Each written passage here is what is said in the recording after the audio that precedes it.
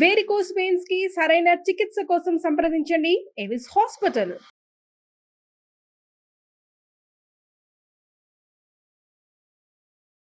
నమస్తే రమగారు. నమస్తే జయ. రమగారు, తమలపాకు చెట్టు ఇంట్లో పెంచుకుంటాం కదా, దాన్ని దైవ సంభూతిగా అంటే ఇప్పుడు తులసి మొక్కకి మనం ఎలాంటి ప్రాధాన్యత ఇస్తామో అలాంటి ప్రాధాన్యత ఇవ్వాలా, లేకుంటే తమలపాకు చెట్టుని మిగిలిన మొక్కల్లాగానే చూసుకోవచ్చా? ఎందుకంటే మా ఇంట్లో ఉంది రమగారు, నేను కొన్ని ప్రశ్నలు విన్నా. ఎప్పుడు పడితే అప్పుడు తమలపాకులు తెంచకూడదని, కొయ్యకూడదని, దేవునికి మాత్రమే నైవేద్యం పెట్టాలని, తీసుకొని మనం నోట్లో వేసుకోకూడదని. తమలపాకులు వేసుకోరా? నాకు అర్థం కాలేదు రమ్మగారు. ఒకవేళ పెంచేటప్పుడు అలానే చెయ్యాలా? కాదు జయ, ఎలా అంటే ఇవన్నీ పిచ్చలు ప్రబలిపోవటం అంటారు దీన్ని, సరిగ్గా చెప్పాలంటే అంతే. తమలపాకు ఇప్పుడు మనకి దేశమంతా అన్ని ఊళ్ళలోనూ నర్సరీలు వచ్చేసినాయి. ప్రతి చోట ప్రతి మొక్క దొరికే అవకాశం వచ్చింది. ఇళ్ల దొడ్లల్లో, వరండాల్లో, వాకిళ్లల్లో పెంచుకునే మొక్కలు వేరేగా ఉండేవి. తమలపాకు తీగలు ఇది గోదావరి జిల్లాల వైపు ఇళ్లల్లోనే కనపడతాయి. తమలపాకు తీగ అది తీగగా ఉంటుంది కదా, దానికి ఒక పెద్ద చెట్టు ఆసరా ఉంటే చల్లగా ఉండాలి దానికి. అసలు అందరిని మా చిన్నప్పుడైతే మా ఊళ్ళో ఒక్క తమలపాకు చెట్టు లేదు జయ. మా చుట్టుపక్కల ఎక్కడ తమలపాకు మొక్కలు మేము చూడాల, అవి వేరే చోట నుంచి వచ్చేవి. దానికి కొంచెం ప్రత్యేకమైన వాతావరణం కావాలి. అట్లా పొడుగాడు అవిసె మొక్కల పక్కన వీటిని పెట్టేవాళ్ళు, కొబ్బరి చెట్ల దగ్గర పెడితే ఇది పోయి దాన్ని ఆనుకుని తీగలు సాగుతుంది. తమలపాకు దేవుడి చెట్టు అని ఎవరు చెప్పారు? అసలు ఎక్కడి నుంచి పుట్టింది అది? మనం దేవుడి వృక్షాలు, దైవతా సంబంధమైన వృక్షాలు, నక్షత్ర వృక్షాలు ప్రత్యేకంగా ఉన్నాయి మనకి. మనం దేవతా సంబంధమైన వృక్షంగా తులసిని పెట్టుకుంటాం. అవును. ఆ తులసి ప్రత్యేకత ఏంటంటే ఆవిడ విష్ణు మానసంలోంచి పుట్టింది, బృందాదేవి వల్ల పుట్టింది. ఈ పురాణ గాథలన్నీ పక్కకు పెడితే తులసి రాత్రిపూట కూడా కార్బన్ డైఆక్సైడ్ని విడుదల చెయ్యదు. అవును. అందుకని ఇంటి ఆవరణలో ఉంచుకోండి అని చెప్పారు. దాన్ని ఎలా చేశారంటే తులసిని ఆవిడ అమ్మ తల్లి కింద, దాన్ని వాడిపోతే కొంపలో ఏదో అయిపోతుంది, కొంప మునిగిపోతుంది సంగతులండి. ఏమిటేమిటో పొట్టు. మనం ఏంటంటే విషయాల్ని కాంప్లికేటెడ్ చేసేసుకుంటాము. ఏదైనా చిన్న విషయం తెలిస్తే అట్లా అట్లా అట్లా చిలవలు. ఎలా అంటే చూడు జయ, 25 ఏళ్ల క్రితం కట్టిన గుడి కొత్త గుడి, 1500 సంవత్సరాల క్రితం కట్టిన గుడి పురాతనమైన గుడి. ఈ రోజుకి ఒక 100-150 ఏళ్ళు పోతే మొన్న మాకు కట్టిన గుడి అంటే మన ఇంటి పక్కన జస్ట్ స్థలం బాగుందని ఏర్పాటు చేసినటువంటి గుడి పురాతన దేవాలయం అయిపోతుంది. అంతే కదా, దానికి ఒక స్థల మహాత్యం వచ్చేస్తుంది. అంతే కదా. అవునండి. ఇవి కూడా అంతే. మనకేంటంటే సోషల్ మీడియా వల్ల అక్కర్లేని విషయాలన్నీ ప్రచారం అవుతాయి. ఎంత అవసరమో సోషల్ మీడియా మనకి, నిజంగా అంత అనవసరం. మనం ప్రతి విషయాన్ని చిలవలు పలవలుగా విని విని విని విని ఎవరో ఒకళ్ళు ఏదో ఒకటి చెప్తుంటారు, ఎవరికి తోచింది వాళ్ళు చెప్తారు. మీరు సాధారణంగా ఆలోచించండి, కొన్నేళ్ల క్రితం మనం ఏం చేసేవాళ్ళం? ఏదైనా పండగలప్పుడు, పూజలప్పుడు దేవుడికి తాంబూలం ఇవ్వాలి. తాంబూలం అనేది ఒక సేవ. ఆయనకి, భగవంతుడికి షోడశోపచారాల్లో తాంబూలం ఒక సేవ. తాంబూలం దేవుడికి పెట్టి ఆ తాంబూలం ఇంట్లో ఉన్న వాళ్ళు గృహస్థు వేసుకోవాలనేది నియమం. ఇప్పుడు వేసుకున్నామా లేదా? కదా. అవును కదా. అది కాకుండా నిత్యము తాంబూల సేవనం చేసేవాళ్ళు ఇప్పుడు మనం మానేసుకున్నాం. అసలు మా వాళ్ళల్లో అయితే ముత్తైదు అంటే రోజు తాంబూలం వేసుకోవాలని నియమం చేయ.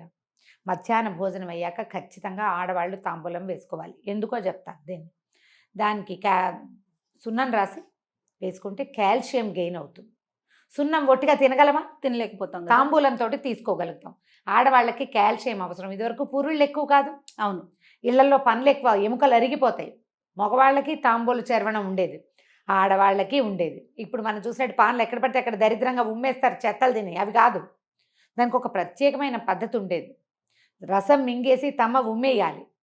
ఆకు మింగకూడదు. మింగరు, ఊట మింగుతారు, అది ఉమ్మేయాలి. దానికి ఇళ్లలో వాకిళ్లలో ఒక పక్కన ఇలా ఎక్కడ పడితే అక్కడ రోడ్ల మీద తిరిగేవాళ్ళు కాదు కదా, నియమాలు ఉండేవి. డెలివరీ అయ్యాక 11వ రోజు నుంచి ఈ బాలింతరాలు ప్రతిరోజు తాంబూలం వేసుకోవాలి. దాంట్లో ప్రవాళ భస్మము, ముక్త భస్మం వేసేవారు. అవునవును, నీకు కూడా తెలుసు. అవునండి. మరి ఇప్పుడు దేవుడి ఆకైతే తినకూడదు కదా. మనం మైలలో ఉన్నారు, తినకూడదు. 11వ రోజు నుంచి స్టార్ట్ చేస్తారు. ఈ పిచ్చి మాటలు ఎక్కడి నుంచి పుట్టిస్తారో అర్థం కాదు. ఇళ్లలో పెంచుకోకూడదు, గిల్లకూడదు అనేది అయితే లేనే లేదు. కాకపోతే అందరి ఇళ్లలో ఈ మొక్కలు రావు. దానికి వాతావరణం బాగుండాలి, అనుకూలంగా ఉండాలి. అది పాకటానికి అనువైన ప్రదేశం కావాలి, కొంత చల్లగా ఉండాలి. పిచ్చి ఎండలు కాస్తుంటే బాగా రావు.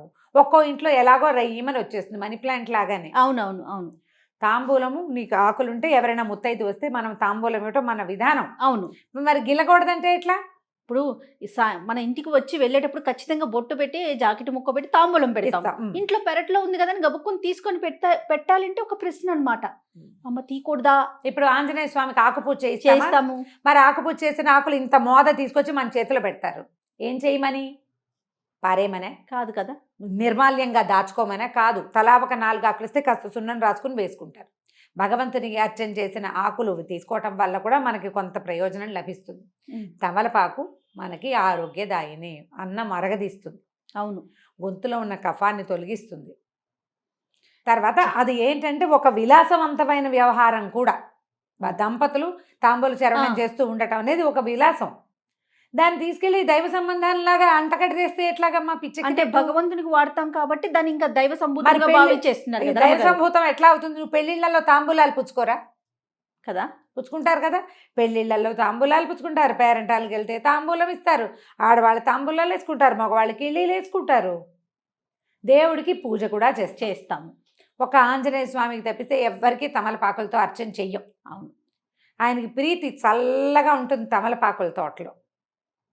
ఆ చల్లదనానికి ఆయన అక్కడ ఉంటాడని చెప్తారు, ఆయనకి ఇష్టమని. దీని దైవాంశ సంభూతంగా భావించి అది ఉంటే సిరి వస్తుంది, అది ఉంటే గ్రహపీడ ఉండదు, ఇలాంటివి మాత్రం నేను వినలేదు, నాకు నమ్మకం లేదు. గ్రహపీడలు అవన్నీ కూడా ఆకుల వల్ల వేటి వల్ల రావు. మన తాలూకు గ్రహాలు మనం పుట్టిన సమయంలో గ్రహాలు ఎట్లా ఉన్నాయో దాన్ని బట్టి మనం పెరుగుతున్న కొందికి గ్రహాల ఆనుకూల్యతో ప్రతికూలతో పెరుగుతుంది. అవునవును. మనం వాటి నుంచి తప్పించుకోవాలంటే నీ బుద్ధి మారాలి, నీ విధానం మారాలి. మీ ఇంట్లో ఓ చెట్టు ఉంటే మారదు. ఆ చెట్టును నువ్వు సంరక్షిస్తే చెట్టుని సంరక్షించిన ఫలితం లభిస్తుంది నీకు. అంతే. గ్రహాలు మారాలంటే గ్రహానికి సంబంధించింది ఏదైనా చెయ్యాలి. మీరు అన్నట్లు బుద్ధి కదా మార్చుకోవాలి. భగవత్ సేవ చేయి, భాగవత సేవ చేయి, భక్తులను సేవించు, గురువుని సేవించు, దేవాలయాలకు వెళ్ళు, పరిసరాలు శుభ్రంగా ఉంచు, ఇతరులతోటి సౌమనస్యంగా ఉండు. పూర్వజన్మ కర్మల వల్ల వచ్చిన ఇబ్బందుల్ని అధిగమించేందుకు ఈ జన్మలో సరైన విధానం పాటించు. మొక్కలు పెడితే రాదు, అది నీ లోపల ఉండాలి. కానీ ఎలా ఎంత దాకా ఆలోచిస్తున్నారంటే రమ్మగారు, ఈ మొక్కల్ని కూడా ఎటువైపు పెట్టుకోవాలి, ఏ బాల్కనీలో పెట్టాలి, ఏ వైపు బరువు ఉండాలి, అది నియమం చేయాలి. ఇప్పుడు మనం ఇండిపెండెంట్ ఇళ్లలో పాతకాల పెళ్లిలో తూర్పు వైపున ఈ మొక్కలు ఉండకూడదు అంటే కాదు. అవి పొద్దుటి వాటి నుంచి వచ్చే గాలి ఏ సమయంలో వస్తే మంచిదో, అది ఏ పక్క నుంచి వస్తే మంచిదో ఆ వాస్తు లెక్కలు వాటిని మనం కాదనిలేం చేయ. చాలా పొరపాటు, అవి నిజం. ఇప్పుడు నువ్వు అపార్ట్మెంట్లో ఉన్నావు, అపార్ట్మెంట్లో రావి చెట్టు పెట్టుకో, రావి చెట్టు వాకిట్లో ఉండాలి. లేదా మన దత్తాత్రేయ స్వామి వారు ఉంటారు, ఔదుంబర వృక్షం. ఆ ఔదుంబరం మహాద్భుత వృక్షం. అంటే అది ఎక్కడైనా ఒక చోట దాని అంతటా అది మొలిస్తే అక్కడ దత్తాత్రేయ సాన్నిధ్యం ఉంటుందని నమస్కారం చేసుకోవాలి. ఆ చెట్టును నువ్వు ఇంట్లో పెంచుకుంటానంటే ఎట్లా కుదురుతుంది? అపార్ట్మెంట్లో అది పెంచలేం కాబట్టి దాన్ని బోన్సాయి చేస్తానంటే, మహావృక్షంగా ఎదగవలసిన చెట్టుని నువ్వు మరుగుజ్జు చెట్టుగా చేసినందుకు ఎంత పాపం వస్తుందయా.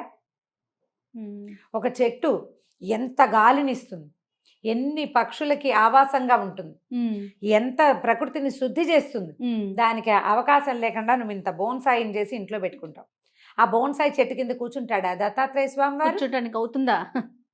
ఏమిటి చెప్పు, పిచ్చిలు కాదు. అదేనండి, ఒకరి నుంచి ఒకరికి అంటే స్వధర్మే నిధనం శ్రేయ అన్నాడు కృష్ణుడు. మన ధర్మంలో ఉండండి.